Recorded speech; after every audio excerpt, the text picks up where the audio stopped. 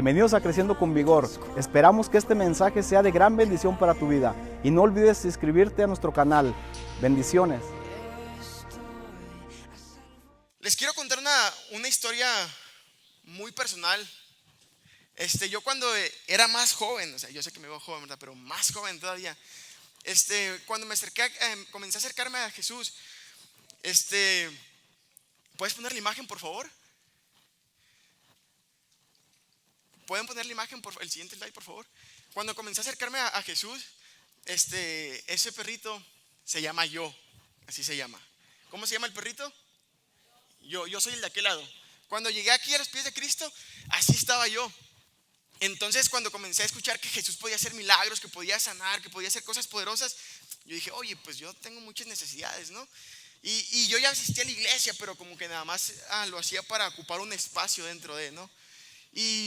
Y cuando me dicen que Jesús puede cambiar, que puede hacer milagros, yo comencé a leer más la Biblia, comencé a orar, comencé a diezmar, comencé a ofrendar, comencé a ir a cada evento que el pastor hiciera en la iglesia. Yo comencé a asistir porque yo quería un milagro para mi vida. Yo quería algo especial que le estaba pidiendo a Dios.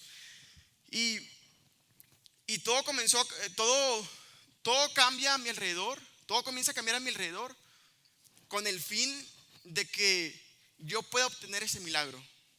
Yo comencé a hacer cosas que no hacía con la intención de decirle a Dios, hey, voltea hacia mí y date cuenta que estoy cambiando, estoy haciendo cosas que a ti te agradan.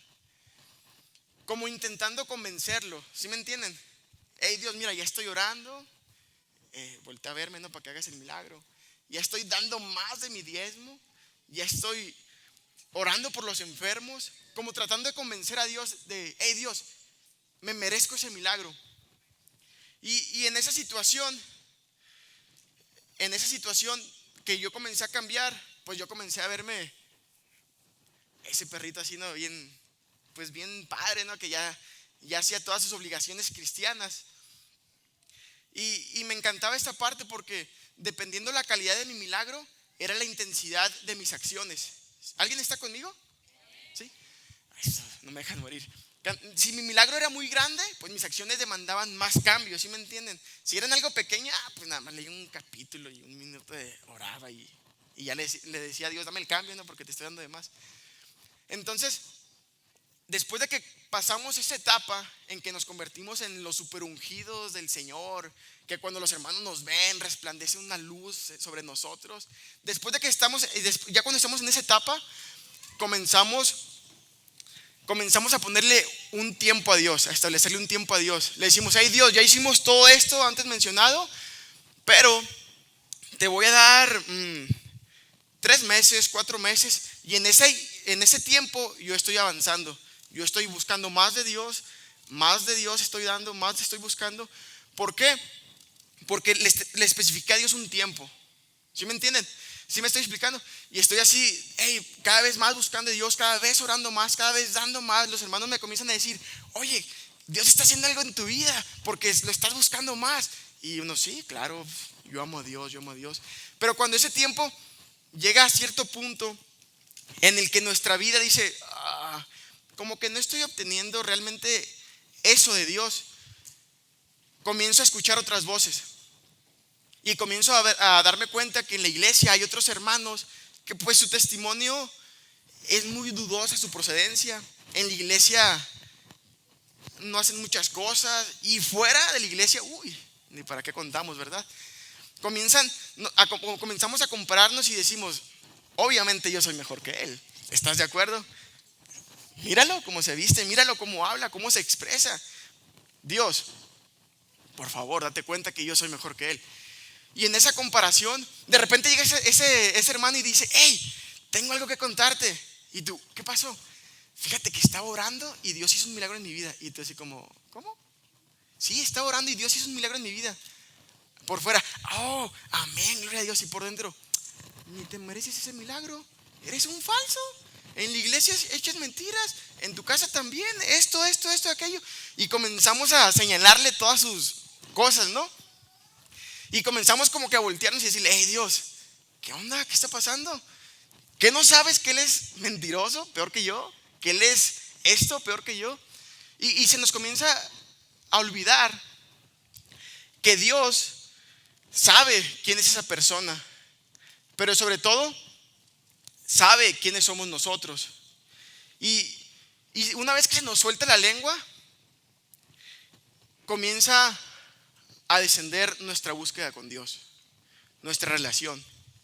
¿Por qué?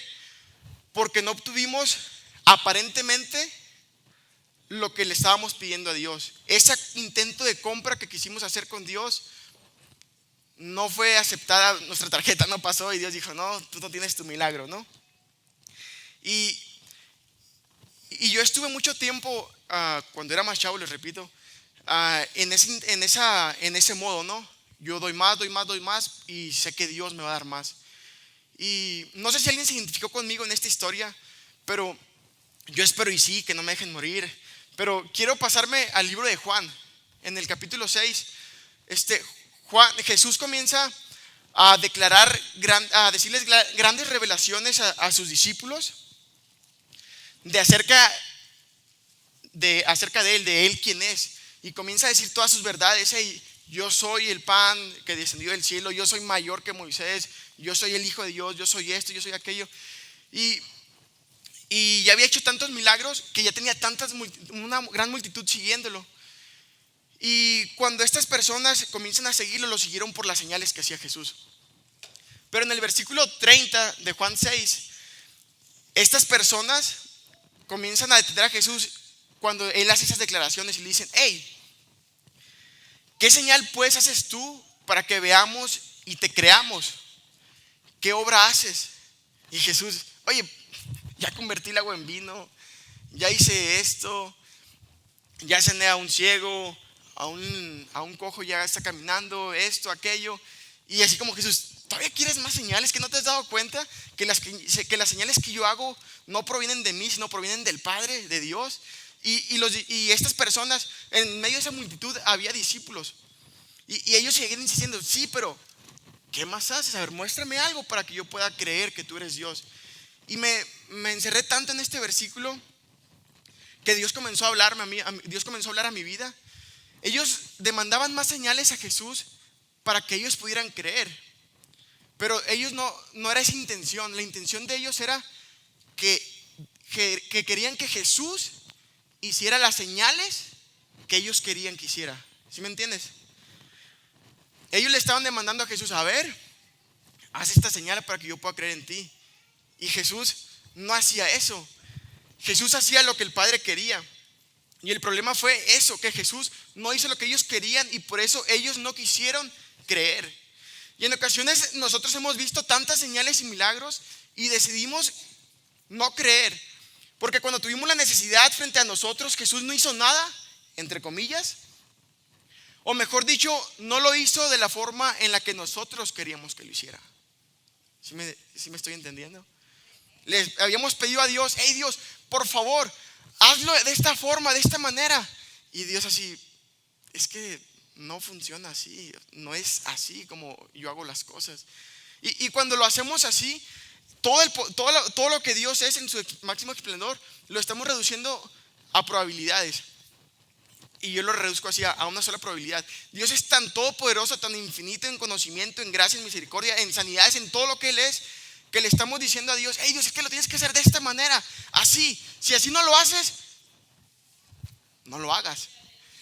Y Dios, hey, pero es que yo lo puedo hacer así, lo puedo hacer así, lo puedo hacer así. O sea, yo puedo mover la cabeza y tu milagro va a suceder. Pero nosotros estamos esperando, estamos enfocados tan cerrados a decir, hey Dios, es que cuando yo te pido que ore por un enfermo, yo quiero que el cielo se abra y que un rayo del sol me dé en mi rostro y que los hermanos puedan ver que está brillando en tu rostro a causa de tu presencia, y cuando lo señale hacia lo lejos y lo apunte con el dedo, sea sano.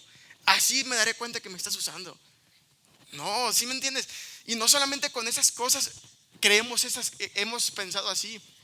Yo en mi manera de ser he encerrado a Dios en otros moldes cuando Dios rompe moldes. Dios es más que nuestro molde, Dios es más que nuestra forma de ser. Dios va más allá de lo que nosotros podemos pensar allá. Dios es lo que Él quiere ser y Él hace lo que Él quiere hacer. El problema principal fue que Jesús hizo todo lo contrario a la voluntad humana, porque Él hacía la voluntad de Dios. ¿Hacía la voluntad de quién? Del Padre, no la nuestra. Dile al que está a un lado: Dios no va a hacer tu voluntad, va a ser la voluntad de Dios. Ahora dile: no es a mi manera, es a su manera. Y me puse a investigar por qué en ese entonces, por qué todo el pueblo quería o estaba afanado con tantos milagros, con tantos prodigios y tanta insistencia en esas señales, ¿no? Y comencé a investigar y me hacía una pregunta. Dije, pues, ¿qué es un milagro? No digo, ¿por qué todo el mundo quiere un milagro?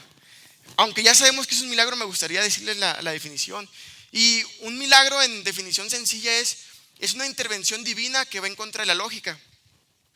Un ejemplo es: si yo aviento la pluma, va a caer al suelo, es obvio. Pero el milagro es que yo aviente la pluma, que yo aviente la pluma y que una mano lo sostenga. Y esta mano es la mano de Dios. Su propósito era que cayera al suelo, pero Dios mete su mano y lo sostiene, y el lápiz no cayó, la pluma no cayó al suelo, está sostenida en el aire por la mano de Dios. Y es lo mismo que nosotros tratamos de buscar cuando nos acercamos a Dios. Dios, danos un milagro. Y Dios no lo puede dar. Y ese es un milagro que vaya en contra de la lógica. Cuando los doctores te dicen: hey, es que tu enfermedad es esta, tú te acercas con Dios y Dios cambia tus papeles, cambia tu cuerpo, y cuando vuelves a ir ya estás sano. Y cuando tienes alguna necesidad, Dios la suple, y ese es un milagro. Y cuando tú quieres algo, necesitas algo en tu familia, Dios te lo da, y ese es un milagro. Y Dios el día de hoy aún sigue obrando, aún sigue dando milagros, aún sigue siendo el mismo poderoso que hacía esos milagros en la Biblia, lo sigue haciendo hoy en este tiempo. Pero la cuestión es de que nosotros tenemos que creer que Dios va a obrar, no a mi manera, sino a la manera de Dios. ¿Ok?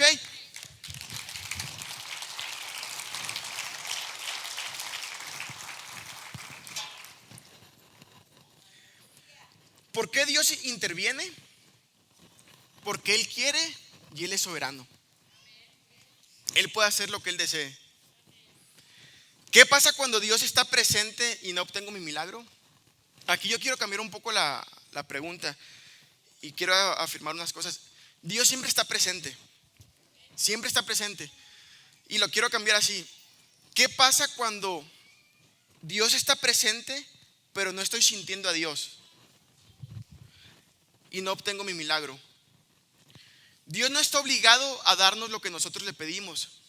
Escucha, pero su amor hacia nosotros lo obliga a no dejarnos igual. Aunque no obtengamos nuestro milagro o petición, obtenemos algo de parte de Dios que Él quería darnos, y eso vale más que tu milagro. Cuando tenemos un encuentro con Dios, nuestra vida no vuelve a ser la misma. ¿Sí me entienden? No vuelve a ser la misma. ¿Por qué? Porque algo tiene que pasar cuando estamos en contacto con Dios. Cuando nos encontramos con Dios, algo sucede aunque no lo entendamos. Si ya busqué a Dios y no me da mi milagro, ¿me rindo?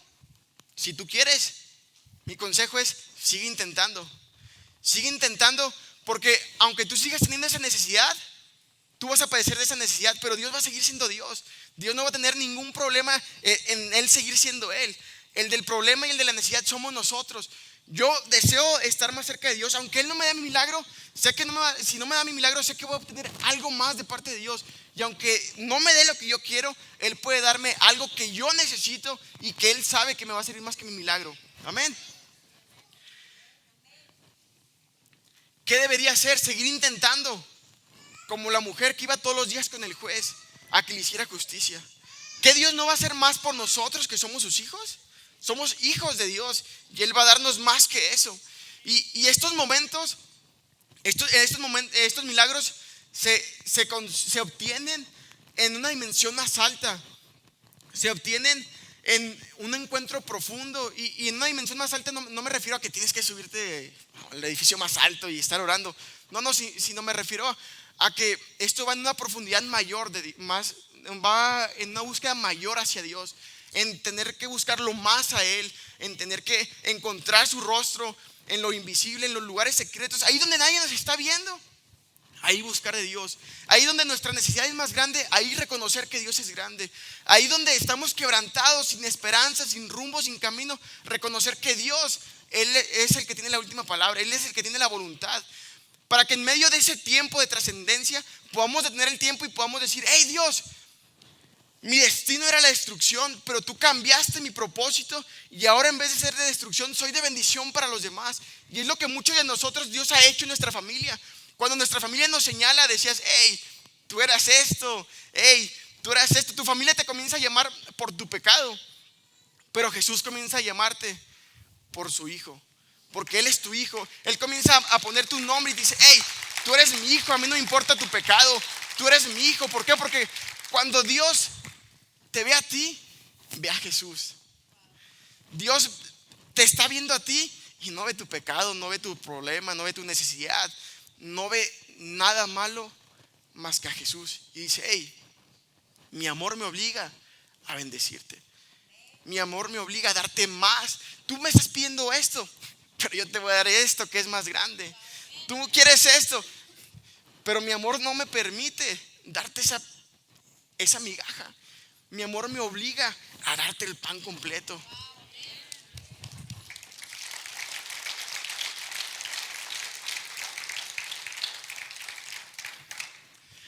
El milagro que Dios quiere darnos no lo vamos a obtener buscando su mano, buscando su rostro. El milagro que Dios quiere darnos es revelarse a nuestras vidas como nuestro Salvador. Ese es el milagro más grande que Dios puede hacer en nuestras vidas. Y me gustaría irme a Juan 6:39. Y esta es la voluntad del Padre, el que me envió, que todo lo que me diere no pierda yo nada, sino que lo resucite en el día postrero. Siguiente, por favor. Y esta es la voluntad del que me ha enviado, que todo aquel que vea al Hijo y cree en Él tenga vida eterna. Yo lo resucitaré en el día postrero. Eso es lo que Dios quiere hacer en nuestras vidas. Un milagro, escucha, un milagro es, a lo mejor es algo que nosotros decimos: es que necesito esto para poder vivir. Pero Dios dice: no, tú no necesitas ese milagro, tú me necesitas a mí para poder vivir. Tú necesitas estar conmigo para poder estar saciado, porque fuera de mí tú no vas a ser nadie. Amén. Dios no desea darnos nada más un milagro. Dios desea darnos un corazón nuevo, vida eterna, perdonar tus pecados, suplir nuestras necesidades, pero no es a nuestra manera, sino es conforme a su voluntad. Y su voluntad, aunque no lo entendamos y sea difícil de comprender, su voluntad es buena, agradable y perfecta. Amén.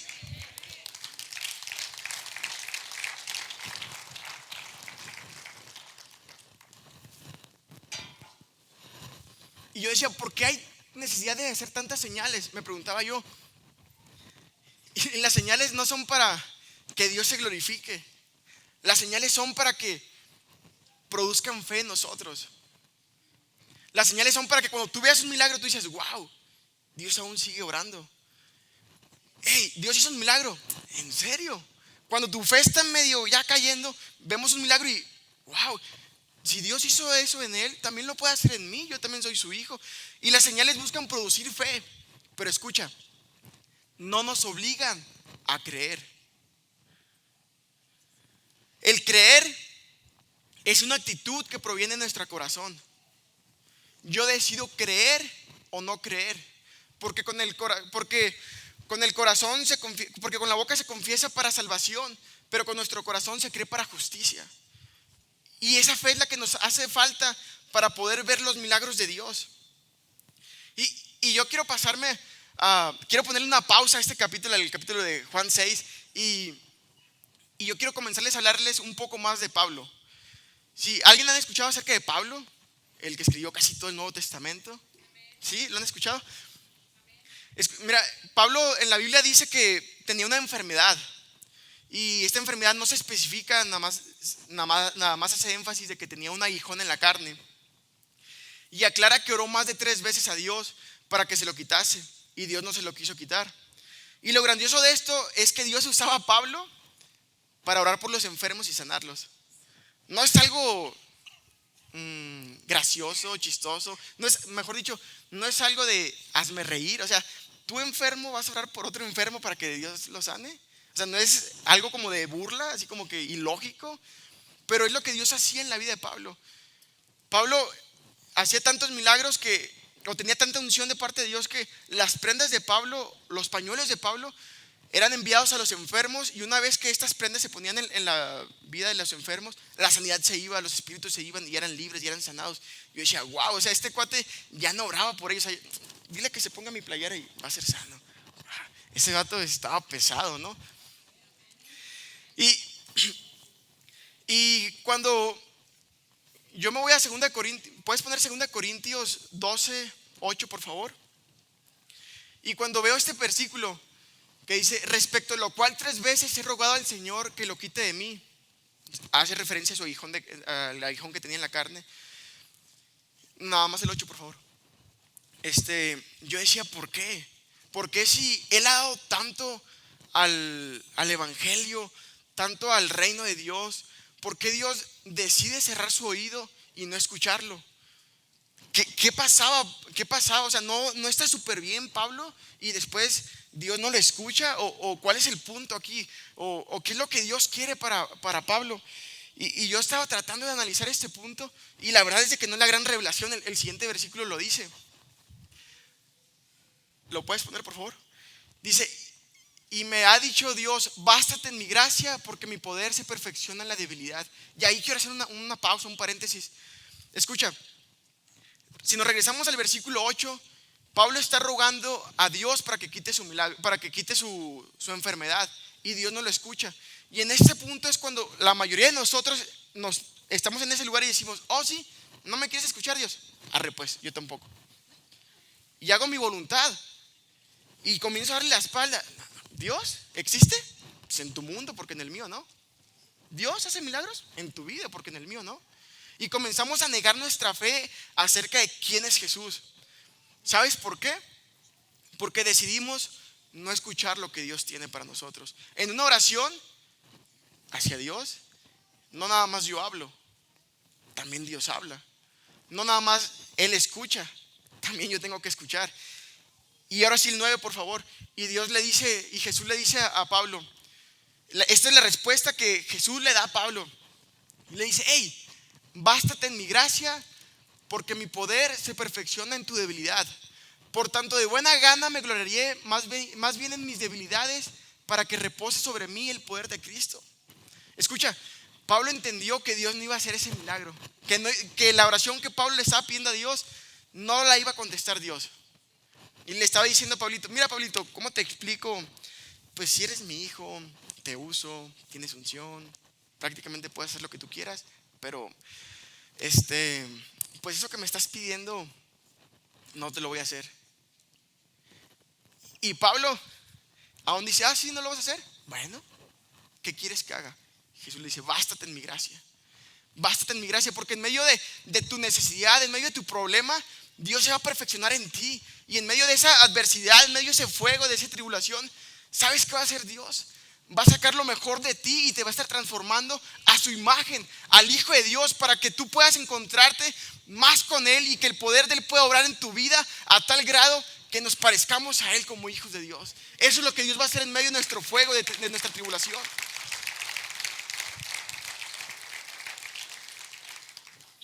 Y en el versículo 10 dice Pablo, por lo cual, ya entendiendo que no vas a hacer esto, por amor a ti me voy a gozar en mis debilidades. Si puede pasar la alabanza, por favor. Por amor a Cristo me gozo en las debilidades, en afrentas, en necesidades, en persecuciones, en angustias, porque cuando soy débil, entonces reconozco que soy fuerte. Y Pablo entendió esa parte.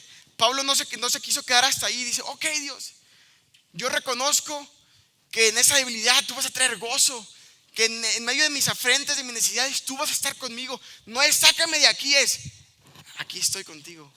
No es yo estoy solo, hola, aquí estoy contigo. Sácame ese pozo, estamos aquí los dos. Hay que encontrar gozo, hay que encontrar esa paz que Dios nos puede dar. Y en ocasiones, en vez de pensar que estamos solos, Dios, háblame, porque en medio de esa prueba, de esta necesidad, Dios está más cerca de ti. Amén. Y ahora sí,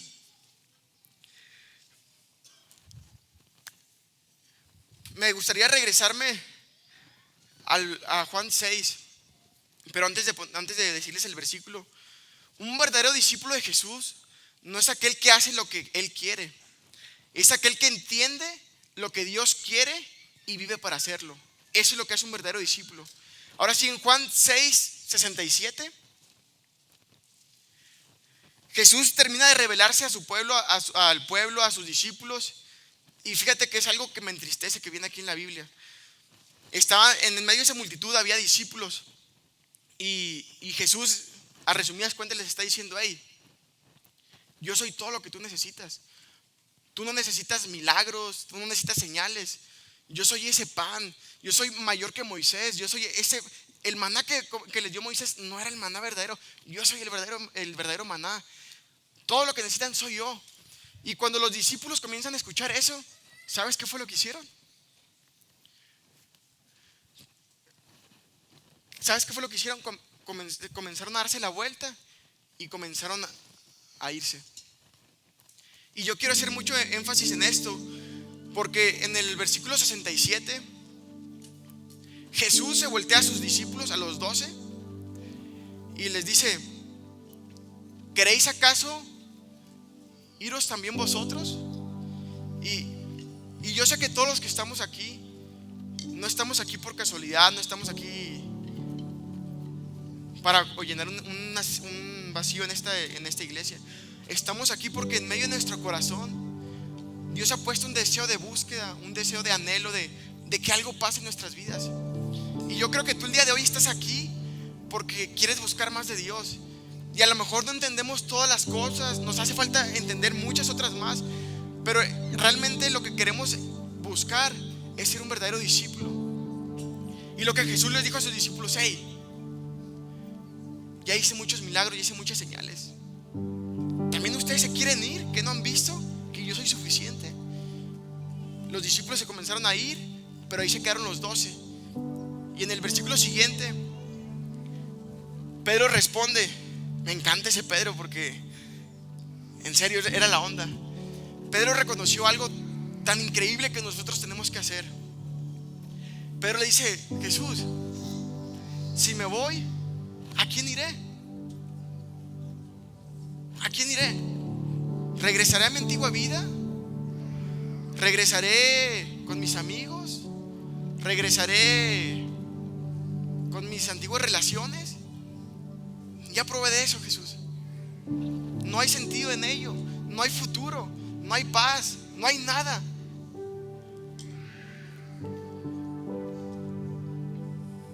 Nada más en ti, Jesús. Pedro le respondió: tú tienes palabras de vida eterna. Y yo creo que cuando Pedro comenzó a declarar esa verdad, ¿a quién iré si solo tú tienes palabras de vida eterna? Algo comenzó a brotar en su corazón, ese deseo de: Dios, tú eres todo lo que yo necesito. Dios, aunque ya no quieras hacer ese milagro en mi vida o en esa forma en la que yo quiero, te pido que tú estés conmigo, Dios. Te pido que tú estés conmigo. Y en el versículo 69 dice: y nosotros hemos creído y conocemos que tú eres el Cristo, el Hijo del Dios viviente. Y es lo que nosotros en esta tarde es lo que hemos conocido, de que si Jesús hace el milagro en nuestras vidas o no lo hace, no me importa, porque no es a mi manera, es a la voluntad de Dios. Y yo he entendido que cuando tenemos un encuentro con Dios, aunque no me dé el milagro, mi vida deja de ser la misma y algo cambia. Y me gustaría que se pusieran de pie en esta tarde.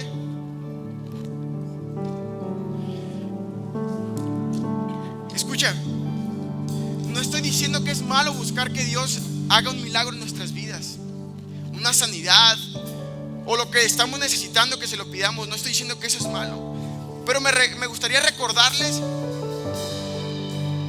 que es mejor buscar el rostro de Jesús y no su mano. Su mano nos va a dar lo que nosotros creemos que es mejor, pero su rostro, cuando lo veamos a los ojos, va a decir: te mereces eso y más. Tú necesitas eso y más, y te voy a dar aquello.